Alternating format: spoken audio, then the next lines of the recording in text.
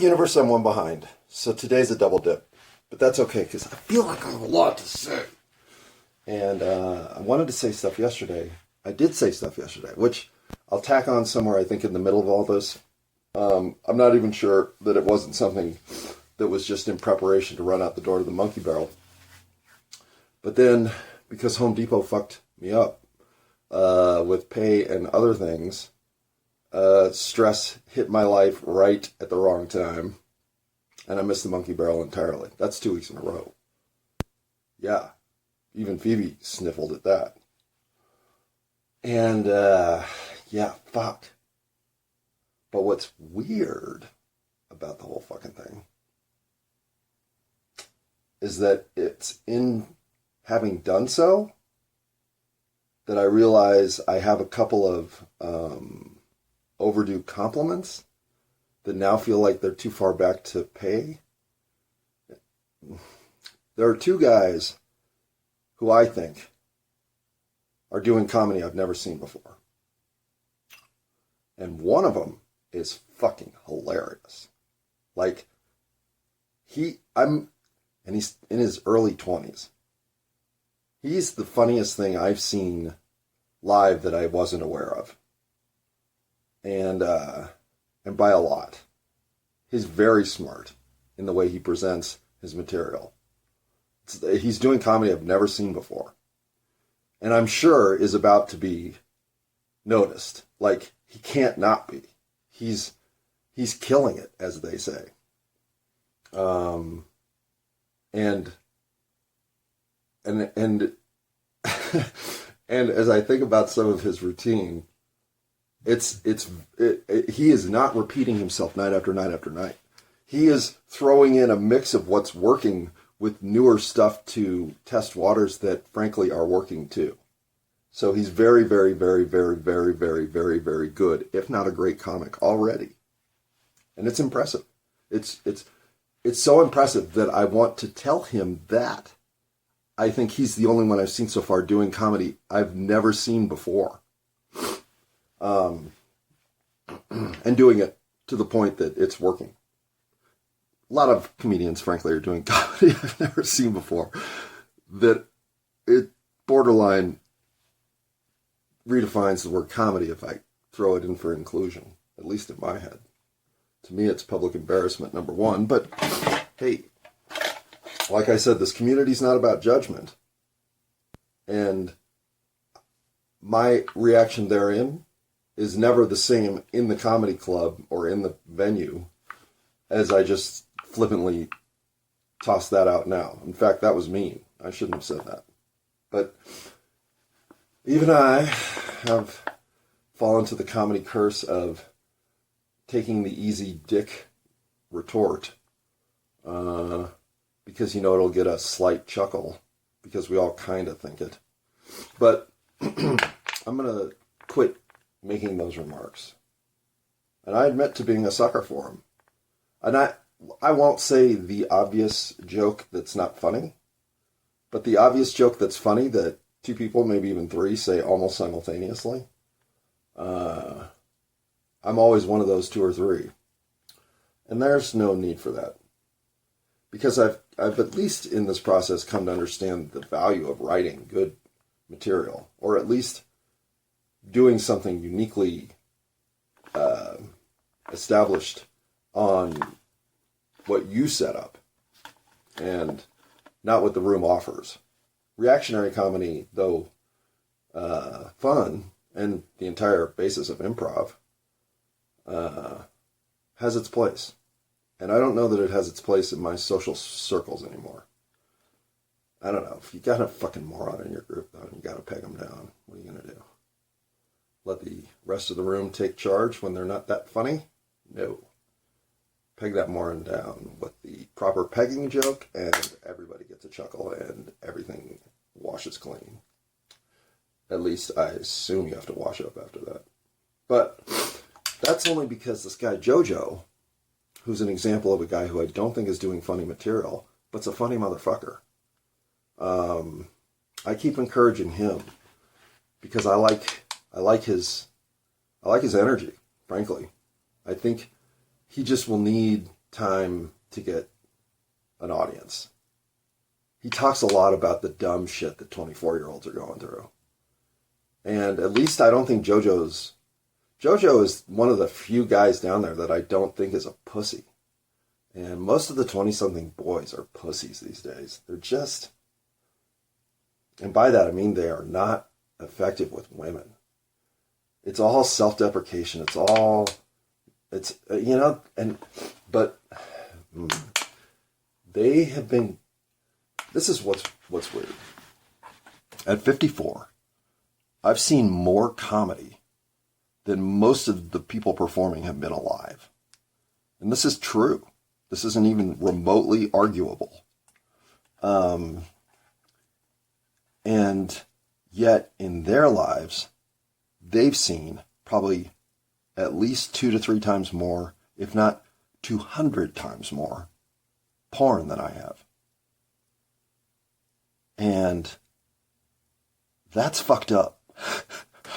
When you start to think about what the boys of 21st century America, at least with an internet connection, have had access to in terms of self-satisfaction, they've all got virtual girlfriends. They've had them since they were prepubescent. And I don't mean that they go to a specific porn star and fucking jerk off to her. No. They have phenomenal jerk-off material. Which, frankly,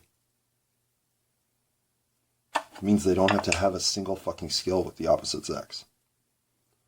If you're as full of vim and vigor as I was in my 18 to 28 range, and your jerk-off material is Penthouse, well, guess what? You learn how to converse with women. But if your jerk-off material is what it is today, why would you ever have to learn? And I'm being serious. Because once you're okay with the fact that your life doesn't have to have companionship to be at least sexually fulfilling, and for fuck's sake, man, I can see why the categories of porn now go as deep as they do. Because what does start to turn you on after the visual assault that comes through pornographic material websites of this century? It's probably not the curve of a woman's back like it is for me. To me, the number one sexiest thing about a woman is when they're rolled over and there's that gentle curve of their body that almost represents femininity to me. And I've learned to be super turned on by that because I've been with women, not with their images. And if I'd been with their images, I wouldn't even be able to reference this as a sexy point on a woman. And to me, the difference between men and women comes down to a very simple comparison. Men are hard, women are soft. And the ways that women are soft yet firm, like the curve of their back, it's, to me, the sexy dynamic of the other physical composition and energy manifesting in one simple line. It's like the line Matisse would draw. And the idea that we don't even celebrate art culture enough that the Matisse reference makes sense to you. I just feel like the whole thing's been a letdown for you. I see the behaviors, I see the outcomes, and it's not your fault. That's what makes me so committed to the concept of calling this "It's All My Fault." I should have known that these things were going to turn our society upside down. I didn't even think about it. And I feel somehow I was here to see it, and I missed it. But I'm I'm going to figure it out. It matters. I can't watch the world degenerate into a circumstance where nobody has the confidence to know that things should be and could be so much different and better. We're losing touch with the fact that what we have is good enough is a paradigm that we shouldn't live in. Everybody is here to watch things improve and to participate in that improvement. That's what fulfilling lives are. And it's not to sit and hope the next screen's the entertainment injection you're hoping will give you that rush of purpose and meaning in your own life. I go to restaurants and watch you all. You'd be sitting 6, 7 of you at a table and none of you are talking to each other. You're all looking at your fucking phones. Do you know how ridiculous that looks to me? The idea that you want to congregate in bigger groups so that you can be more isolated is such an irony that I could never have seen coming.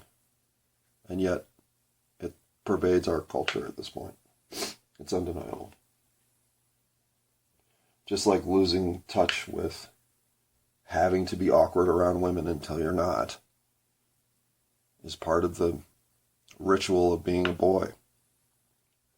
And maybe it's still all going on. Maybe I'm just so out of touch I can't be troubled with the actual realization that you're just doing it differently, but it's working. Well, I see a lot of signals that it's not. I see anger, I see simmering, unfulfilled notions of what life's here to do. I see a bunch of people knowing they're underachieving, not even able to describe the feelings, and wondering what it is that they are muddled with when, frankly, it's pretty easy to just go day to day and get through it. No real complaints, just no real satisfaction. What a place to be, trapped in mediocre possibilities that deliver consistently mediocre results. Well, I've never been one to live life mediocre. I've always chosen to fulfill the greatest possible outcomes whenever they're there to be had. And maybe that's what made me a cheater. I certainly was one. It didn't take much for me to wander off, because I'm interested in everything at some level. I could spend my entire day learning something new and feel completely fulfilled in doing it. But I can't sit back anymore and not dedicate my energy to finding a solution to what has become the fractured society in which we exist.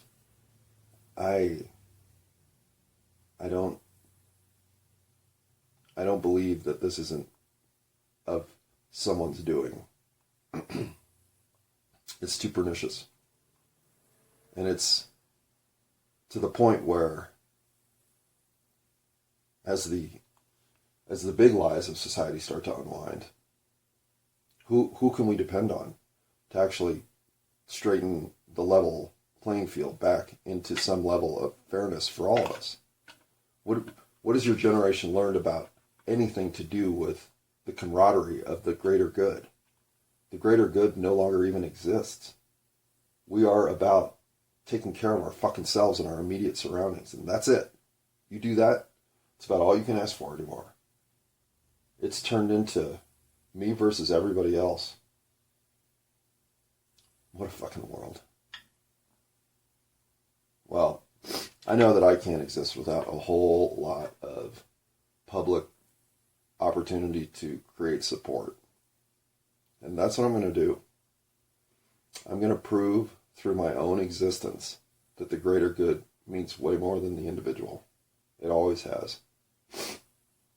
And I'm not sad or anything. I know I sound snotty.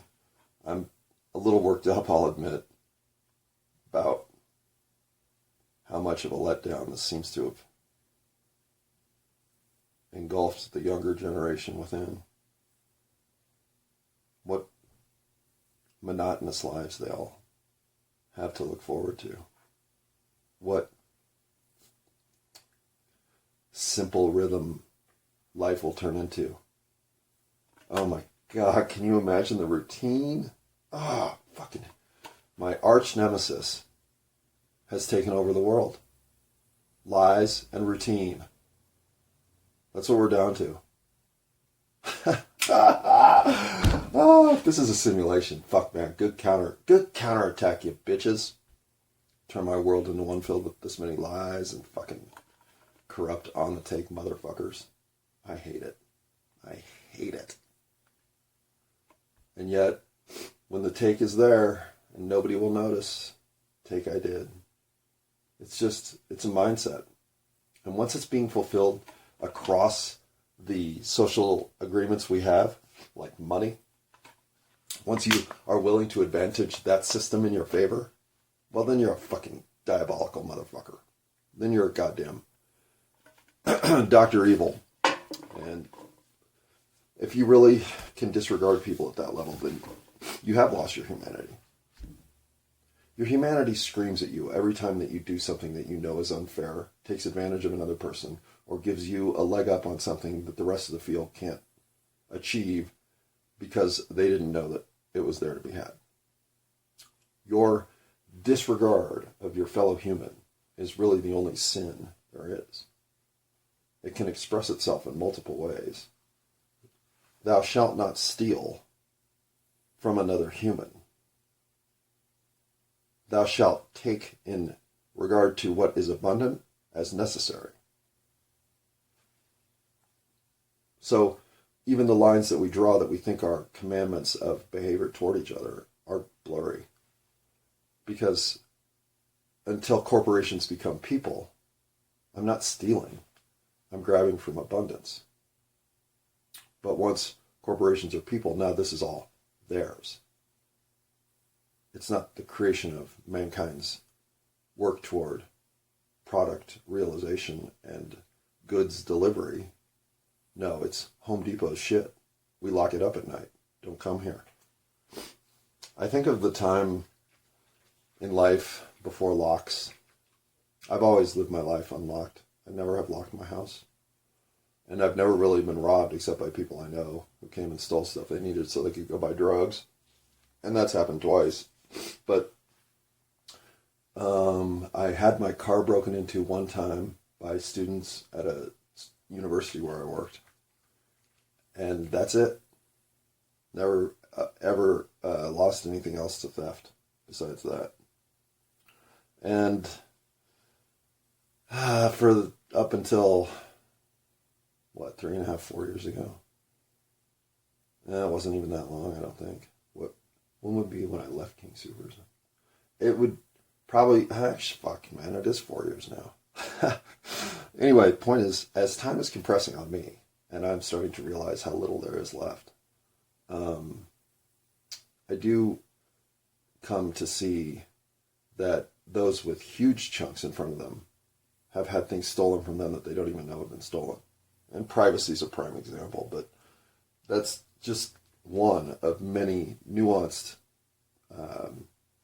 evaporations that have occurred in my lifetime, as I've seen them, that are affecting them negatively. And me too, obviously. I'm just saying I have less in the fucking game at this point to worry about. Unlike someone who might be trying to figure out how the fuck in this reality are they ever going to afford a family. You're not. This reality must change. This cannot be your future. We live on a planet filled with abundance. Yet we allow those very few with the levers to pull who got into the positions they're in through random circumstance, but due to their power and influence, have so much cornered the market of public opinion that we sit thinking this is how it should be, this is how it is inevitably going to always turn out, and sucks to be born a human. Well, bullshit. If you could see back into your past life when you were living on this planet in abundance, Avatar doesn't even come close. And yet, that's what it's tapping into, is our connective energy to that time. It's a time when your expression of life it can't resonate in this current created density, because we've stripped ourselves of that inner connectedness that we shared without effort. It was the human existence then was communal. It just existed that way. So to get back to that is something I know I can tap into. I know how unfair all this has been. All of us do. Figuring out a way to voice that is being the open mic presence that I'm here to become. And so when I say that this whole hiccup last night was somewhat revelatory, well, I finally saw that the month I took off in July to write jokes was the last month I have the bandwidth to stay off stage. I'm not here to write jokes. I am here to galvanize the group that is here to make the world better. And I know they exist at these open mic nights. And their presence is something I'm depending on stimulating a connection within. And I think as this group of misfits and ne'er-do-wells find each other with the combined destiny and purpose that we want a better world, well, that will begin to make one. And as that group grows in its belief within that it has the power to change, well, I think we'll start to affect a better world for all. Now, I think a lot of things, and a lot of things I think turn out not to be right. But this one, I tingle all over whenever I think about it. I feel the camaraderie that I know is there to be had, but is just being overlooked. And I can sense that we're all here for the good. The true humans are here for the good. You know that watching everybody do well is the best scenario in which it all works. So let's all do well and be that level of support for each other. The open mic comedy scene allows anybody who's willing to stand up there and speak a voice. There is a lot of grace in that environment. Everyone has value, period. And to recognize that from within, well, that's what I'm here to make happen. If for any reason you have doubt that you're here for a purpose, well, I'm here to tell you, as a guy who was lost in that swamp for 40-something years, the amount of purpose and destiny you're here to fulfill is to just make your life better. And as that happens, the lives around you improve, and all of a sudden, we live in a better world. I'm not kidding. It's so simple that there's no reason to think about it. Just go out and do it. Right, Nike? No. Hey, should I end this one with a corporate slogan? Ha! As much as I hate the corporations today. Well, should I work harder or should I work smarter? Or should I just do it? Or should I live the feeling? Or should I embrace the moment? Or should I just... None of this. I should just say, you go have a great day. I'm about to have one too.